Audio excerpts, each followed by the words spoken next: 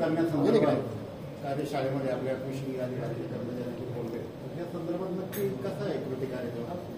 काय असं आहे की आर्टिफिशियल इंटेलिजन्समध्ये शेतकऱ्याला अपडेटेड नॉलेज मिळावं आणि उत्पादन खर्च कमी व्हावा या उद्देशाने महाराष्ट्राच्या अर्थसंकल्पामध्ये राज्याचे उपमुख्यमंत्री सन्माननीय अजितदादा पवार यांनी 500 कोटी रुपयाची तरतूद केली आणि शेतकऱ्याच्या गरजेनुसार जर जास्त रिस्पॉन्स मिळाला काही रक्कम कमी पडत असेल तर येणाऱ्या पुरवणी अर्थसंकल्पामध्ये त्याचा विचार केला जाईल अशा प्रकारचं वक्तव्य दादांनी केलेलं आहे. आणि त्या संदर्भात आमच्या कृषी विभागातील अधिकारी हे सत्वर असले पाहिजे, कार्यक्षम असले पाहिजे आणि त्यांची मानसिक तयारी असली पाहिजे. त्या दृष्टिकोनातून कार्यशाळा आपण आयोजित केली होती आणि त्या दृष्टिकोनातून त्यांना सांगितलं की आपण राज्य सरकार जे काही धोरणं तयार करेल त्या धोरणाची प्रभावी अंमलबजावणी करण्याची जबाबदारी खात्याची आणि खात्याच्या अधिकाऱ्यांनी आणि कर्मचाऱ्यांनी या संदर्भात तयार राहायला हवं अशा प्रकारचा एक संदेश कालच्या कार्यशाळेच्या निमित्तानं आम्ही या ठिकाणी आमच्या कृषी अधिकाऱ्यांना दिलेला आहे. अजितदादांनी परदेशी बैठक घेतली त्या बैठकीमध्ये झालं की 1-2 चुका ठीक आहे, तिसरी चूक जर केली तर मंत्रिमंडळाला मुकावं लागेल. नक्की थेट सल्ला या संदर्भामध्ये भाष्य करण्याची आवश्यकता आहे असं मला वाटत नाही. अजितदादा हे आमच्या राष्ट्रीय पक्षाचे अध्यक्ष आहेत, ते आमच्या पक्षाचे नेते आहेत, आमच्या टीमचे कॅप्टन आहेत. प्रत्येक आठवड्याला दादा काही ना काही सूचना आम्हाला करत असतात. आता ह्या प्रत्येक गोष्टी मीडियाला सांगितल्याच पाहिजे असं काही का?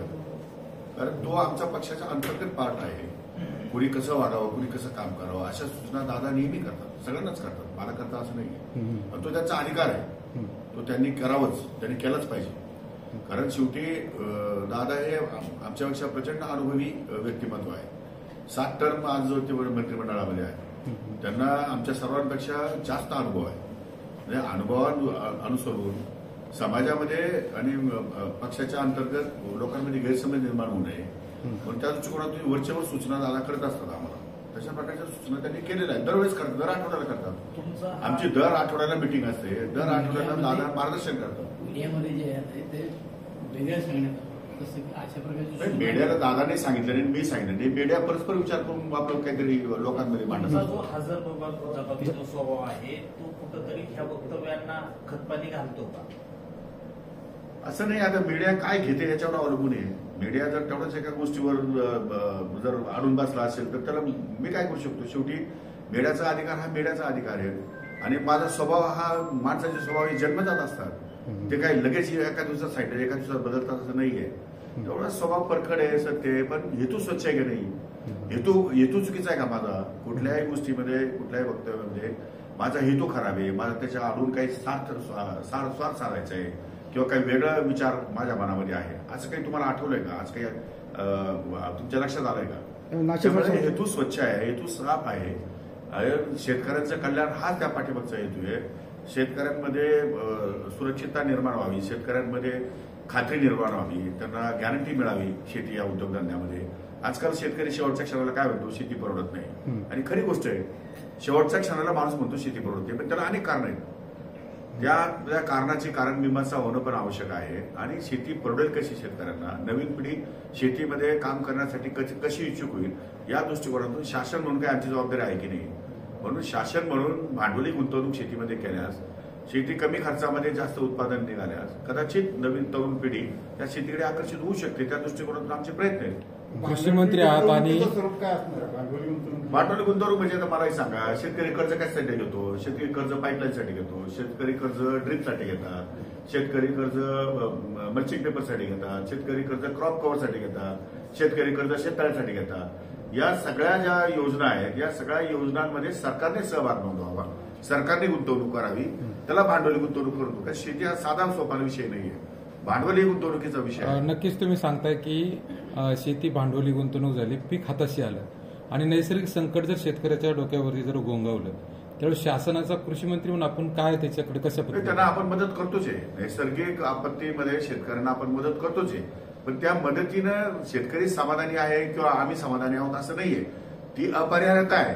ती आम्हाला निसर्ग सरकारच्या हातात नाही, निसर्ग शेतकऱ्याच्या हातात नाही. निसर्गात अचानक एखादी गोष्ट घडली तर त्याला सरकार वेगवेगळ्या योजनेतून मदत करण्याचा सरकार सातत्याने प्रयत्न करत असतं. पण या सगळ्या परिस्थितीमध्ये त्याला तोंड देण्यासाठी ज्या सुविधा लागतात त्या सुविधा निर्माण करण्यासाठी सरकारने पुढाकार घेतला पाहिजे आणि त्यासाठी शासन काम करतंय असं माझं या ठिकाणी आपल्याला सांगायचं. या ठिकाणी कांद्याचे भाव पडले जातात, नेहमीच असं कमी जास्त भाव होत असतात. हमी भावाचा खूप वेळा विषय होतो. त्या संदर्भात हमी भाव हा एक वेगळा पार्ट आहे. काही पिकांना हमी भाव आपण केंद्र सरकार देतं की हमी भाव हा केंद्र सरकारचा अधिकार आहे. कृषी मूल्य आयोगाच्या मार्फत आम्ही कृषी मूल्य आयोगाला काही सूचना करतो आणि त्या दृष्टिकोनातून कृषी मूल्य आयोग काही पिकांसाठी भाव या ठिकाणी ठरवतात. उदाहरणार्थ कापूस आहे, सोयाबीन आहे किंवा FRPच्या माध्यमातून उसाला पण भाव ठरवले जातात. म्हणजे अशा प्रकारे काही ठिकाणी आहे, काही पिकांच्या बाबतीत नाही आहे. अशा आता कांद्याच्या संदर्भात बरेच दिवस 300-350 वाहन आपण या ठिकाणी शेतीमध्ये तयार करतो. त्यामुळे कांद्याच्या बाबतीमध्ये कसं आहे की कांद्याचं कन्झम्पशन किती आहे आणि कांद्याच्या लागवडी किती आहे याचं ताळमेळ न बसल्यामुळे उत्पादन मोठ्या प्रमाणात वाढलं, त्यामध्ये मागणी आणि उत्पादन याचा ताळमेळ न बसल्यामुळे भाव पडतात. कांद्याची निर्यात केली मात्र आता निर्यात बंदी उठवली, मात्र बाजारभाव पडत आहे. निर्यात बंदी उठून काही उपयोग झाला की नाही काय? हे आता प्रश्न असा आहे, तो एक पार्ट आहे. अनेक शेतकऱ्यांची मागणी होती की निर्यात बंदी शून्य करावी आणि महाराष्ट्रातल्या दादांपासून मुख्यमंत्र्यांपासून तर आमच्या सर्व आमदारांची मागणी होती की केंद्र सरकारने जे काही 40% निर्यात बोलले होते ते 20% केलं होतं. 20%च्या ऐवजी शून्य करावं. आता आम्ही सर्वांनी पाठपुरावा केला, केंद्र सरकारने त्याला मान्यता दिली आणि जवळपास 0% आपण निर्यात शुल्क या ठिकाणी ठेवलेलं आहे, म्हणजे माफच केलेलं जवळपास. सोयाबीनमध्ये पण इकडे भाव पडत असताना सोयाबीनचे आयातच जे काही सोयाबीनचं तेल आहे त्यावरती 25% लगेच आयात हे टॅक्स या ठिकाणी सेंट्रल गव्हर्नमेंटने लावलेला आहे. गव्हर्नमेंट आयात आणि निर्यात धोरणामध्ये केंद्र सरकार सातत्याने या ठिकाणी प्रयत्नशील असतं, पण अशाही परिस्थितीमध्ये पुन्हा एकदा एखाद्या पिकाचे भाव पडणं किंवा एखाद्या पिकाला भाव न मिळणं ही शेतकऱ्यांच्या दृष्टिकोनातून फार दुःखाची गोष्ट आहे. सरकार म्हणून जबाबदारी आणि म्हणून त्याला अॅग्रिस्टॅक नावाचं जे आम्ही आता फार्मर युनिक फार्मर आयडी आणतो आहे त्या अॅग्रिस्टॅकच्या माध्यमातून शेतकरी अॅग्रिस्टॅक आणि आधार कार्ड या माध्यमातून महाराष्ट्रामध्ये प्रत्येक पिकाच्या लागवडीच्या संदर्भात मार्गदर्शन मिळेल. समजा आता आपल्याला महाराष्ट्राला किंवा देशाला कांदा किती हवा आहे, तर कांदा जर 500 टन हवा असेल आणि तुम्ही 5000 टनाची लागवड केली तर हे सरप्लस उत्पादन होणार आहे. त्यामुळे त्या शेतकऱ्याने आपल्याला 500 टनाची आवश्यकता आहे आणि ऑलरेडी 400 टनाची लागवड झालेली आहे, मग 100 टन लागवड करावी आणि मग त्यापेक्षा दुसऱ्या पिकामध्ये जिथं मागणी जास्त आहे पण लागवडच कमी आहे ती लागवड वाढवली तर काय होईल. अशा प्रकारचं एक धोरण तयार राज्य सरकार धोरण तयार करेल आणि अॅग्रिस्टॅकच्या माध्यमातून शेतकऱ्यांना ते सगळ्यांना एका ऍपच्या माध्यमातून शेतकऱ्यांना त्याचं नॉलेज मिळेल की आता आपण कुठली लागवड करावी, कुठली लागवड केली तर आपल्याला बेनिफिशियल होईल. अशा प्रकारचं मार्गदर्शन सरकार करण्याच्या मनस्थितीमध्ये आहे. निर्यात बंदी उठवताना जी धोरणं ठरवली गेली त्यानंतर कांद्याची आवक किती होऊ शकते, उत्पादन किती याचा आढावा घेतला गेला नव्हता का? असं नसतं कधी की हे कांद्याची लागवड आणि निर्यात बंदी हे दर वर्षाला बदलतं सूत्र आहे. एखाद्या शेतकऱ्याला 2-5 हजार भाव कांद्याला मिळाला म्हणजे बाकीचे गावातले सर्व शेतकरी कांदेच करत सुटतात, हा पण चुकीचा संदेश आहे. त्यामुळे आपल्याला किती कांदा करायला मर्यादा आहे की नाही, दुप्पट का तिप्पट. तुम्ही जर 50 पट कांदा करायला लागले तर 50 पट केल्यावरती भाव पडणारच आहे. त्यामुळे किती लागवड करावी आणि कशी करावी या संदर्भातलं मार्गदर्शन सरकारने करणं अपेक्षित आहे आणि या दृष्टिकोनातून आम्ही अॅग्रिस्टॅकच्या माध्यमातून शेतकऱ्यांना योग्य ते मार्गदर्शन करणार आहोत. स्टॅटिस्टिकल तुम्ही डेटा वगैरे स्टॅटिस्टिकल डेटा आम्ही शेतकऱ्यांसमोर मांडणार आहोत तर तुम्ही कुठे जावं, कसं जावं आणि काय करावं. शेतकऱ्यांना जुन्नर परिसरामध्ये टोमॅटोची मोठ्या प्रमाणात लागवड होते. उत्तर भारतात सर्वात जास्त टोमॅटो निर्यातही तिथनं होतो, मात्र त्या परिसरात टोमॅटोमध्ये प्लास्टिकजन्य काही रोग आढळून येत आहेत. टोमॅटोमध्ये नवीन बियाण्याचं किंवा रोपांचे संशोधन होत नाही. अनेक वेळा संशोधकांनी खंतही व्यक्त केली. त्याच्यावर कृषी विभाग आम्ही आता कसं आहे की मी तेच बघायला आलो, मला कांदा संशोधन केंद्र बघायचं इथला जो कांदा आम्ही केवी केला बारामतीला बघितला कांदा, टोमॅटो नंतर सांगतो मला, कांदा जो केवी केला बघितला तो इथून संशोधन केलेला वाण आहे आणि त्याची टिकाऊ क्षमता ही 9 महिन्याची. म्हणजे अशा प्रकारे नवीन वाण विकसित करायचे, त्याची किपिंग क्वालिटी जास्त जर आली तर त्या भाववाढीला तो एक ऑप्शन आहे आमच्यासोबत की जास्त लागवड झाल्यावर काय करायचं. तुम्ही किपिंग क्वालिटी कांद्याचं वाण अपडेटेड करून त्याची किपिंग क्वालिटी वाढवून आणि त्याला स्टोरेज या ठिकाणी कशी वाढवता येतील, जे इन्फ्रास्ट्रक्चरमध्ये जे सुविधा म्हणतात भांडवली गुंतवणुकी त्यामध्ये चाळी आहेत, त्यामध्ये गोडाऊन्स आहेत, त्यामध्ये गुंतवणुकीसाठी चांगल्या चांगल्या प्रकारचे वाहन निर्माण करून त्याची कॅपॅसिटी कशी वाढवते, साठवण क्षमता वाढेल, पण किपिंग कॅपॅसिटी म्हणजे कांदा जर 1 महिन्यात खराब होत असेल, 15 दिवसात खराब असेल, तो कांदा 9 महिने कसा टिकेल, मार्केटमध्ये सातत्याने ते भाव कसे टिकून राहतील या दृष्टिकोनातून पण नियोजन होणं आवश्यक आहे. तेही नियोजन सरकार या ठिकाणी करण्याचा प्रयत्न करणार आहे. ते एक मॉडेल तयार केलं होतं साठवण, तेच बघायला जायचं मला, तेच बघायसाठी आलो. सर, शेवटचा प्रश्न, दीनानाथ मंगेशकर रुग्णालयामध्ये जी घटना घडली ती अत्यंत दुर्दैवी होती. सर्वच क्षेत्रातून त्यावरती नाराजी व्यक्त करण्यात आली. मात्र आज पंढरपुरामध्ये गर्भवती महिलेला जे शासकीय रुग्णालय आहे तेच साफ करायला लावण्याची वेळ आली. सरकार म्हणून कुठे ही संवेदनशीलता हरवते का?